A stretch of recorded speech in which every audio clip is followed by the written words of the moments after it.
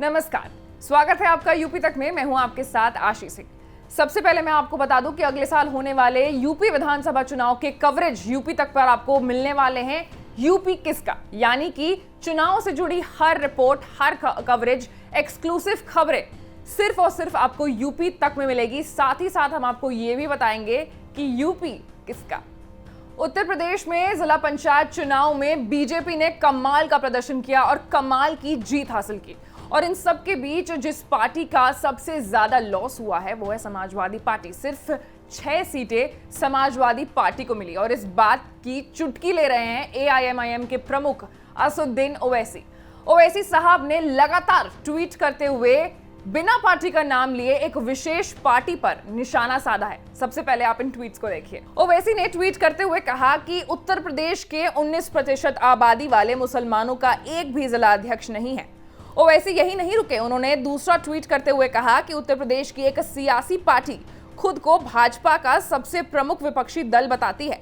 जिला पंचायत के चुनाव में उनके 800 सदस्य ने जीत दर्ज की थी, लेकिन अध्यक्ष के चुनाव में मात्र 5 अध्यक्ष की सीटों पर उनकी जीत हुई है।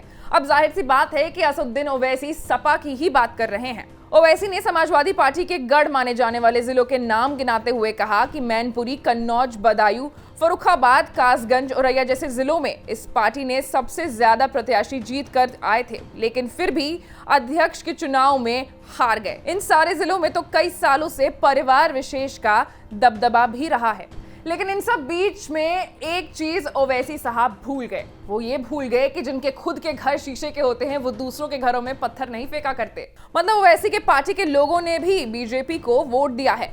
बिजनौर जिला पंचायत बीजेपी के पास सिर्फ 8 सदस्य हैं, जबकि एसपी गठबंधन के पास 40 और बीजेपी के पक्ष में वोट पड़े 30 और एसपी के पक्ष में 22। बीजेपी को वोट देने वाले बाहरी सदस्यों में से 12 सदस्य मुस्लिम थे।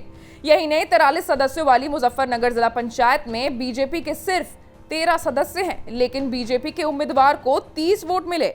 बीजेपी को वोट करने वाली बाहरी सदस्यों में से 10 सदस्य मुस्लिम हैं। फर्रुखाबाद, हापुड़, गाजीपुर समेत कई जिलों में ऐसा ही करिश्मा सामने आया है। कम सदस्यों वाली बीजेपी अपना अध्यक्ष बनाने में कामयाब रही। तो एसपी और बीएसपी के साथ साथ ओवैसी के पार्टी के लोग भी इस बात से घिरे हैं कि उन्होंने भी बीजेपी के सदस्य को वोट दिया है।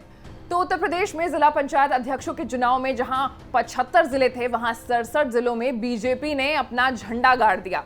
अब देखते हैं कि 2022 में होने वाले चुनाव में बीजेपी कैसा प्रदर्शन करती है। वहीं खबरों के साथ अपडेटेड रहने के लिए आप यूपी तक जरूर देखें। साथ ही साथ हमारे चैनल को लाइक, सब्सक्राइब और शेयर करना ना भूलें। नमस्कार।